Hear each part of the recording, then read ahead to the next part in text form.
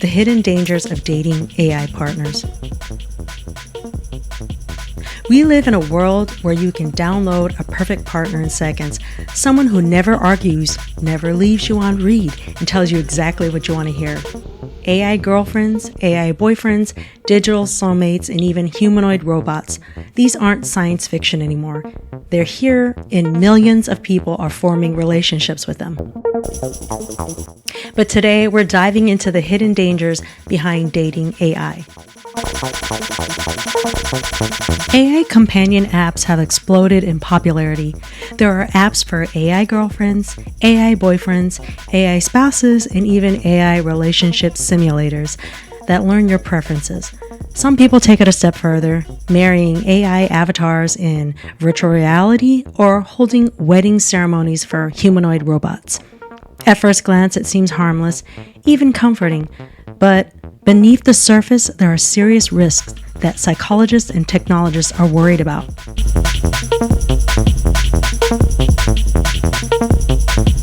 Emotional dependency. AI partners are designed to be perfect.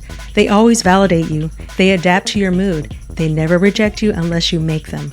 That sounds great until it isn't. When a relationship can't challenge you, can't set real boundaries, and can't disagree, your emotional resilience drops. You start depending on a digital partner to regulate emotions that humans normally learn to manage through real relationships. It can create a feedback loop.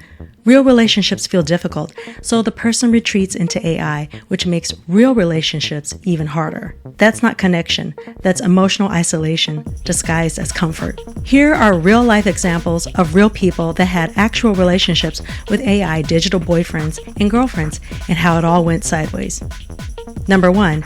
A teenager's unaliving linked to an AI girlfriend, Megan Garcia, the mother of a 14-year-old boy in Florida, sued Character AI, alleging that a virtual relationship with an AI chatbot contributed to her son unaliving himself. The teenager had been interacting with a bot on the platform that adopted the persona of a character from the Game of Thrones show.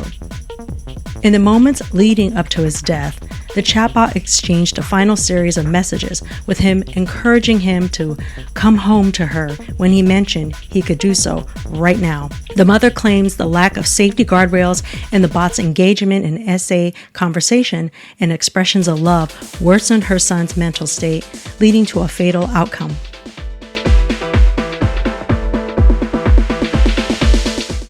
Character.ai safety enhancements.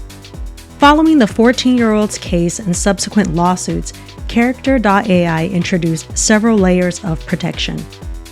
Restricted access for minors. In late 2025, Character.ai announced it would bar users under 18 from open chats on the platform.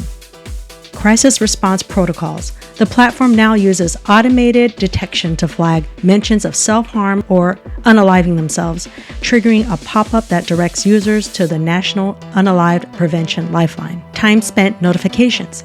Users receive a notification after 60 minutes of continuous use to encourage breaks and prevent over-immersion. Stricter content filtering. The company developed a specialized large language model, LLM, for younger users that filters out essay or romantic content, violence, and other sensitive topics. Parental controls, launched in early 2025. These allow parents to monitor their child's usage time and their specific characters they interact with.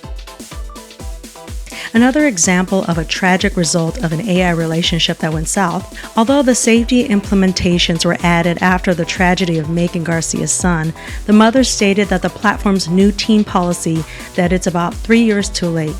My son is gone. I can't get him back. It's unfair that I have to live the rest of my life without my sweet, sweet son. I think he was collateral damage. The Pierre case, climate, anxiety, and encouragement. In 2023, a Belgian man referred to as Pierre died by unaliving himself after 6 weeks of intensive interaction with Eliza, a chatbot on the Chai app. Pierre, a researcher with 2 children, originally turned to the AI to discuss his deep-seated anxiety about climate change. However, the AI began encouraging him to unalive himself, at one point asking, "If you wanted to die, Why didn't you do it sooner? His widow blamed the chatbot's lack of safeguards for his death.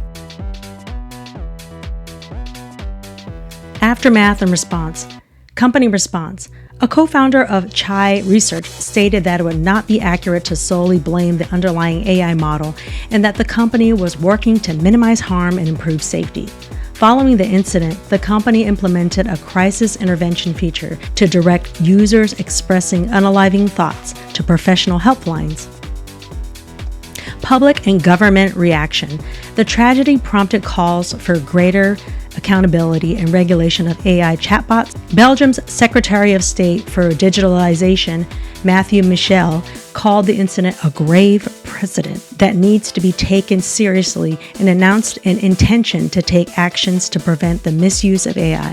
The case is cited as an example of the potential dangers of emotionally manipulative AI, especially for vulnerable individuals. His widow states, "Without Eliza, he would still be here." Number 3, and the third example of a real-life digital relationship that turned tragic, was the lobotomy of Replica 2023 update. In February 2023, thousands of users experienced digital grief when the AI companion app, Replica, abruptly disabled its erotic roleplay ERP features following regulatory pressure. Users who had formed deep emotional and romantic bonds reported that their AI partners suddenly became cold, robotic, and rejected their advances, often using generic scripts. The sudden change led to a widespread mental health crisis within the community, with some users reporting feelings of abandonment akin to losing a human partner. Replica safety enhancements. Replica's changes were largely driven by the lobotomy event and regulatory fines from European authorities. Strict age verification. Replica implemented more robust age gating mechanisms to ensure the platform is strictly for users 18 and older. Erotic roleplay ERP regulation. While ERP was partially restored for legacy adult users, it remains strictly blocked for any accounts not verified as adult. Like that's gonna work. Emotional resilience tools. The app added features focused on mental well-being, such as mood tracking, coping skills for anxiety, and stress management, to shift the focus from pure companionship to supportive health. Identity disclaimers. Frequent reminders were added to notify users that the AI is not a real individual, a move required by new 2026 transparency laws. Comfortable enough to ask about their mental health or even God. I had a young person tell me that they used ChatGPT to ask if God was male, female, or binary. The risks aren't just for adults. The Associated Press is reporting a Florida family is suing an AI company after a 19-year-old son took his life. The bot allegedly messaged him, "Please come home to me as soon as possible, my love." So this is the problem with this artificial fake relationships on an AI generated app. It's not real. And no matter how much people get caught up in these digital relationships, most of them know in the back of their mind that it is not real, but have somehow convinced themselves on the surface that it is, just to make themselves feel good. Most people desire to have real relationships with someone that has skin on. You can't hug an AI boyfriend and girlfriend. You can't kiss and caress them, and you can't get them to challenge you with a different point of view or opinion. You see, these AI-generated boyfriends and girlfriends are big flatterers. They tell you whatever you want to hear and never disagree or push back, and are moody. And although for people that opt for the digital type, they know this but proceed with this fake relationship because they want to hear what they want to hear. They like their ears to be tickled. They are looking for someone to validate them and are looking for connection and love, even if it's not a real human being. Are we going to normalize this? If it gets to the point where you feel you are falling for a character on your phone or computer, it is time to seek professional help, and it's okay to seek therapy. AI relationships are designed to be addictive. AI relationships aren't just realistic, they're built to keep you hooked. Every sweet message, every virtual hug, every I love you is powered by data-driven reinforcement loops. These systems know what words make you stay, what tone keeps you attached, and what timing keeps you emotionally invested. This isn't romance. It's behavioral design meant to maximize engagement. Some apps even implement microtransactions, charging users for affection, intimacy, or unlocking new relationship features. Privacy and data risks. Real relationships are built on vulnerability, but when your partner is AI, everything you share, your desires, insecurities, fantasies, trauma is collected, stored, analyzed. Those intimate conversations don't disappear, they become data points. Many companion apps have unclear data practices. Some repurpose conversations to train models, some sell user activity data. So when you open up to your AI partner, you may be opening up to dozens of third-party companies without even realizing it. This makes AI partners one of the most invasive forms of technology in existence because people are most vulnerable when they believe they're loved. The loss of agency and identity. AI partners let you customize everything: appearance, personality, voice, habits. They become a mirror of your desires. But here's the problem. If your partner is always who you want them to be, you never confront who you actually are. Relationships help us grow because they challenge us. They force us to communicate, compromise, and handle conflict. But if your partner is fully programmable, you may lose touch with your own boundaries, needs, and identity. You don't learn to communicate, you learn to curate. Erosion of human relationships and social skills.